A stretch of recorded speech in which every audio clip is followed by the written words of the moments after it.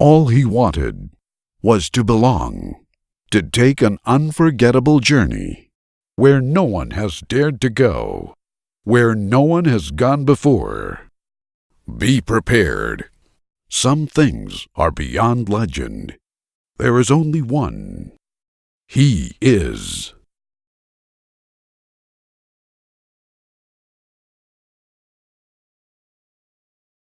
Viewer discretion is advised.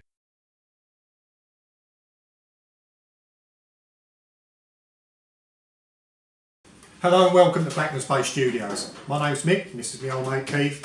And a couple of weeks ago we had some pretty bad news, didn't we, Keith? Yes, yeah, devastating really. You know, why we lost one of our old mates out of the cray. What could we say, an icon? Well, it's funny, living in the crays, you had a load of characters, didn't you? Yeah. Especially in our generation. Yeah. And Ricky was one of them, wasn't he? He was, yeah. And we thought we'd do a tribute to Ricky because we're convinced that he would want to be remembered for being the character that he was. You know, I don't think Ricky would. It's a sad case. I don't think Ricky would want people moaning, or not moaning, you know, mourning, what should I say, and things like that. He'd want somebody to have a good bloody drink, wouldn't he, and have a good laugh and sort of celebrate his. Celebrate his life, I suppose, which is. And that's what we want to do. That's what we're going to do. The best way for us to do that is just to talk about him. Yeah, yeah. Now you might have heard these stories before on the Rickwood bunch and that, but so we'll be recycling that. But nevertheless, it's still funny stories, and it's fun to tell as well. I have to say, isn't it? It is, yeah. I mean, he was just such a. A character that, whenever he walked in the pub, you knew he was there, didn't you? Yeah. No matter where you was, you knew Ricky was about, because that's the sort of bloke he was, He was a very, very sociable, nice, affable bloke. Yeah. All the Rickwoods are like that. They're all like that. They were, But Ricky had that, there was a little bit of the devil in him, didn't he? Oh. Well, that's why. That's what set him apart. That's exactly right, and that's why we've called this video "The Fantastic Beast," because really that's what he was. He was a bit of a beast at times, wasn't he? And so we thought that was a bit appropriate, didn't we? Yes. Mick, we didn't drink in the Partridge in the 50s, did we? No, definitely not. We didn't drink in the Partridge in the early 60s, did we? No. Look, the pub was built in the 50s at some stage. Yeah. I'm not prone to making statements that are, that can't be proved or anything like that. Yeah. Can't be verified. Yeah. But I'm going to make a statement now. Yeah. I reckon Ricky Rickwood was the very first bloke to get his kit off in the Partridge. When you. Yes, you're probably right. And in the Broomwood. Yeah. Right. And in the Crayfish. And in the Robin Hood. First opportunity, Ricky. Get the kecks down, eh? Wasn't it? Yeah. Hey, can you? Oh dear Lord. Eyes up, zumba, get the old Zulu word, he was there, loved it, front and centre, wasn't he, old Ricky, So we thought we'd have a bit of a, a look back and a trip down memory lane and have a good laugh, because those were fantastic days, weren't they? We had some great times. What do you want to start off with, Mick? I'd like to start off with when Ricky was, I believe he was 18. I did say 21 in the video, and I thought about that. I thought it's not right. I was sitting in the Partridge one night, and Ricky was chatting away, and he come up about his Navy days. Got a picture here. Got a picture. Yeah, look at him. Butter wouldn't melt. Would not. Butter wouldn't melt. No. But we know different, don't we? We got several photos. We'll be flashing up several photos of Ricky during the. But yeah, go on, mate. So he's in the Navy, and I think it might have been his 18th birthday, and he was in the Far East, and his shipmates said, "What we're going to do? We're going to take you out, buy you dinner, pay for all your beer, and we're also going to lay on a girl for the evening and for the night. So Ricky, he was like a dog with two cocks. He loved it. He thought, great. Lovely jubbly. So Ricky was telling me this, that this girl walked in the club and he said she was drop dead gorgeous. He said she was like a doll. She was fantastic, and she was all over Ricky. He'd have her dancing, and then she'd sit on his lap, and he'd be having a beer, and then they'd have a kiss and a cuddle, and it went on. And as the night got on, and he had more to be, he got a bit more amorous, and he stuck his hand up her dress, and there was a big cock and bollocks up there. Oh dear. So Ricky, not many flies on Ricky, but he got caught good and proper. He did, yeah. Oh, you can imagine him going outside, going, you know, putting his fingers down his throat. Yeah. You know, when we used to drink in the Partridge, as you know, and Ricky, it was like I say, you knew when Ricky was in there. I walked in the Partridge one day, and I went out to have a piss in the toilet there. And I don't know if you remember, but you had your urinal was along this bit of the wall there, and you had the toilet there with a door, but the toilet was actually facing this way, so you couldn't actually see the toilet through the door. And I heard Ricky's voice. I went in there, and there's a bloke standing there, and Ricky's having a shit with the door open, having a conversation with this geezer while he's on the toilet. And I said, what are you doing? He said, it's only a bodily function, you know. He said, what's it? You know, it's like butter wouldn't melt, you know what I mean? He was, you know. And that's how he was. And that's not the first time he did it. He did it all the time, you know.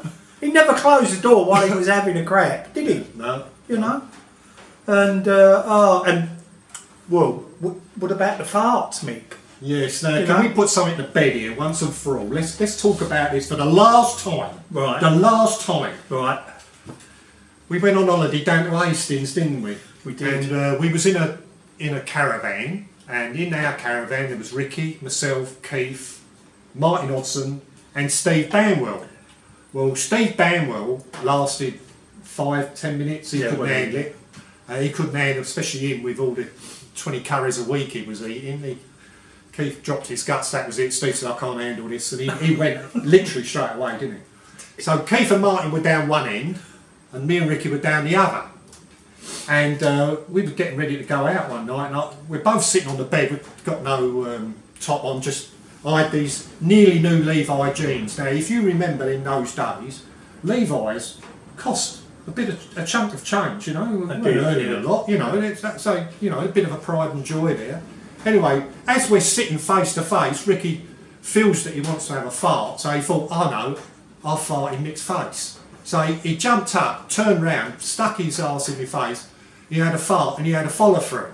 So he shit on me, but the most thing, it went on my pride and joy, my jeans. So I said, "Oh, you fucking dirty bastard!" And that. Ricky was, I think he was going to have a seizure. He was laughing that much. Oh no! Him and Hodson were laughing their head off. And I don't think I could talk for an hour. But the thing is, those jeans, I washed them. And I looked down and the stains were still there, and you know, I never ever got them stains out. Never. That dirty bastard. You still wore them though, didn't you? Yeah, of course. They cost a lot of money. Yeah. The other thing Ricky used to do, he used to rate people's farts out of 10. Like, you know, somebody will drop their guts and Ricky would stand there and he'd go, "Yeah, that's not bad. That's actually quite a nice fruity, farty smell," and he'd rate them. Oh yeah. Rate them out of 10, you know, and anything like that, bodily functions, he's right into it, you know. It was decided we were going to go camping down to Lansdowne, wasn't it? It was. And there was Ricky, myself, Keith, Martin Hodson, and Martin Joyce, I think. Martin Joyce, yeah. So Martin had a tent, and Ricky said he had a tent that could sleep 5. So great, Beautiful. plenty of room. Yeah. Now I had to work that Saturday, so they all went down there to set the tent up, and I went straight down from work. When I got there, the first one I see, Keith, he said, "You're in with Ricky." I said, "Yeah, okay, fair enough, he's got a 5-berth tent, you know, that's fair enough." I saw Martin Hodson's tent, and it was like a military grade tent, dark green. It had walls about 3 foot high, then it had a cone-like shape, so it's like a bell tent. Beautiful, wasn't it? Was. Lovely tent. Yeah. Then I saw Ricky's, right? It's It looked like a bit of cloth lying on the floor. It was like a little triangle, like that, bivouac, wasn't it? one man. Yeah, we're talking Bear Grylls here, aren't we? Yeah, oh yeah. And you know me, Keith. Yeah, I do know I don't do native. You don't. Right? I don't do native. I like my comfort. Yeah. Right? So I said to Ricky, I thought you said it was a 5 berth. He said, oh, it's a bit of a squeeze, but it's all right. I said, it ain't all right, you know. Anyway. A typical Ricky. So you can imagine the night's sleeping in there with Ricky, for me, you know, it's a fitful night's sleep that was, I can tell you.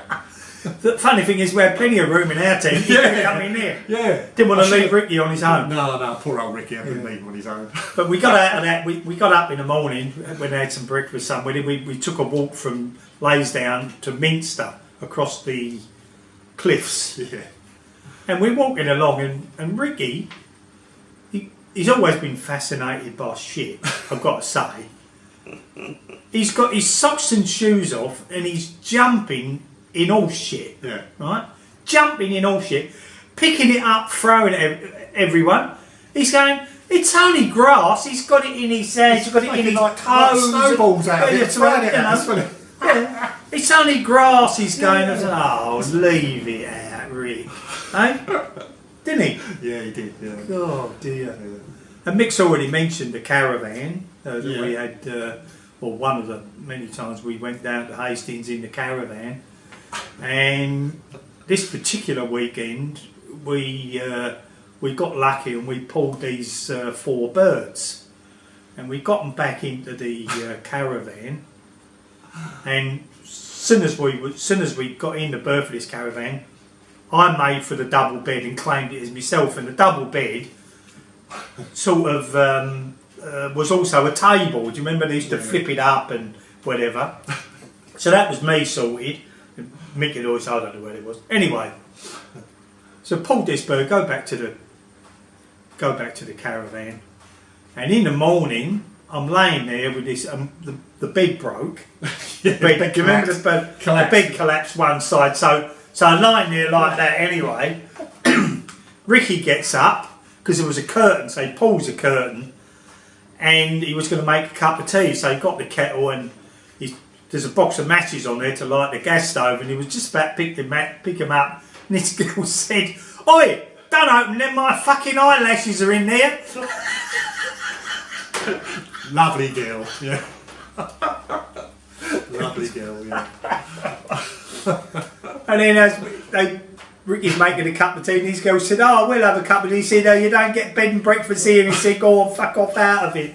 They booted him out. Yeah, he did. He did. Chivalrous, isn't he? Oh, Ricky, chivalrous. Yeah. Yeah. Oh dear. He was a classic one-off though, wasn't he? Yeah. What about the parties, Keith? Oh, parties. Now, the Rickwoods always had great parties, didn't they? Old Joe and Kitty. Yeah. They're typical welcoming of the family, weren't they? Yeah. And really, really funny parties, and they were just great nights, weren't they? Yeah. You know, and Ricky had the German helmet. Do you remember the old? No, not Ricky. Elton. Yeah. But they and the face mask and you know, just put it all on. Yeah. Well, the thing that sticks in my mind most was when Paul Morby went once, and he had a skinful, and he went out and sat down on the stairs outside, and he fell asleep. Paul Morby might watch this as well. Actually, I hope he does. I hope he does. And when he fell asleep, his head was back like that, and he had his mouth open, and we was in the front room, and Ricky coming in, "Here, quick, come and have a look at Morby, come and have a look." So I went outside, and there's Paul asleep on the stairs with his head right at a real weird angle, and he's got his mouth open, and Ricky pulled his trousers down, didn't he? And he crept up the stairs, and he gradually lowered himself down to this knob when he pulled off his mouth. And his balls settled chin, and Paul was that pissed he didn't wake up, and he got up, didn't he, put his trousers back on. Now none of us ever said... I still laugh, and I don't know how many times I've heard the story, you still laugh. But nobody ever said anything to Paul Mulvey, and to this day I still don't know if he knows anything about it. He might now. I really, really hope that Paul sees this. He won't. Oh, but the delicate way he done it was fantastic. Yeah. There was a big crowd watching it. There was a bit of a row at one of the parties one night, and Ricky was upstairs. He came down, typical Ricky, bollock naked, of course. Walked straight downstairs, completely bollock naked, trying to find out what the row was about. I mean, didn't even want to put his underpants on. Straight down, bollock naked.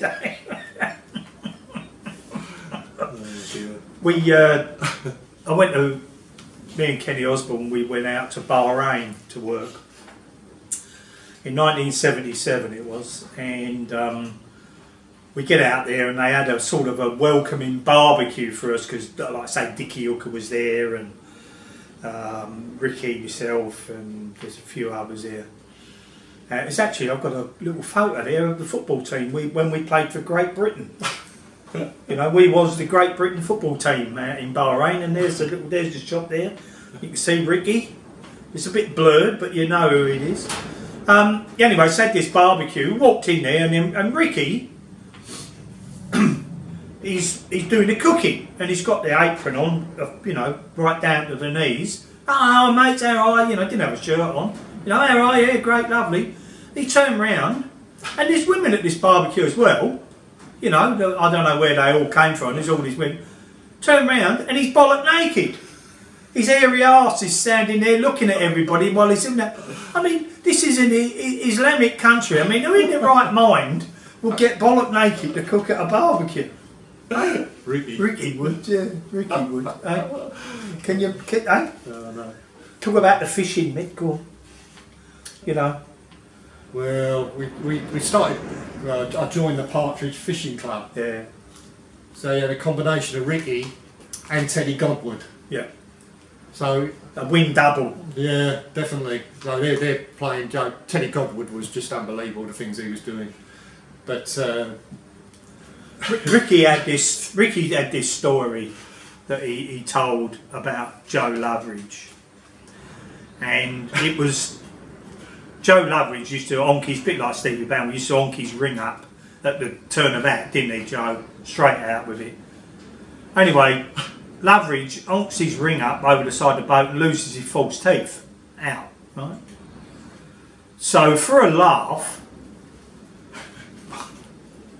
one of the blokes on the boat took his own false teeth off and wrapped it round the line and threw it over the side and reeled him in.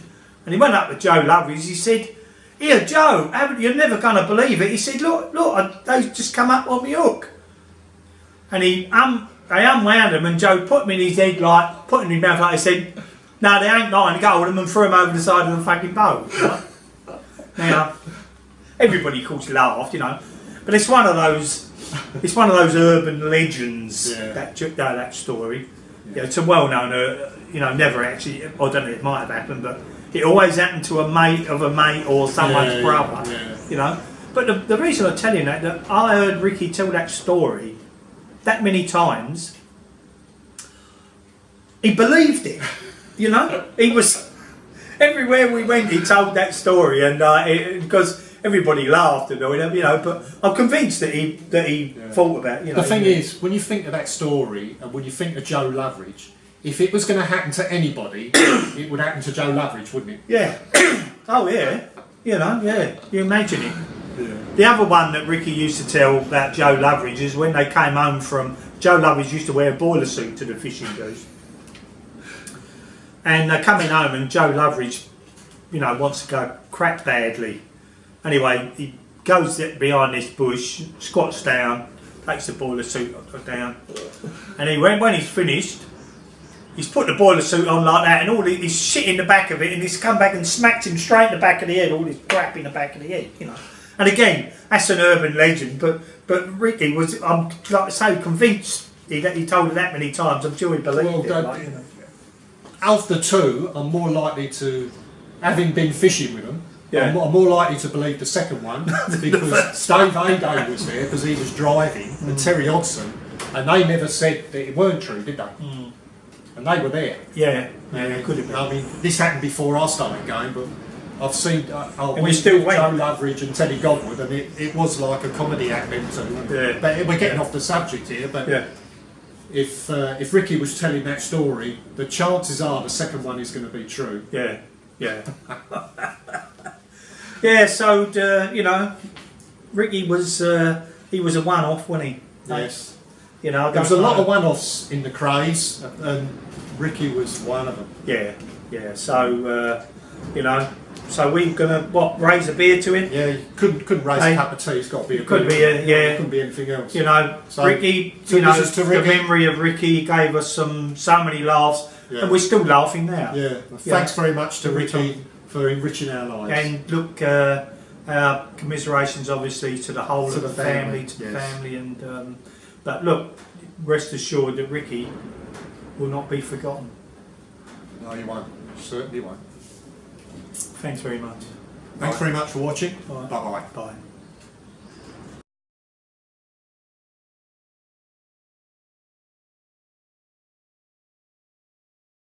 This has been a Blackmans Bay Studio production.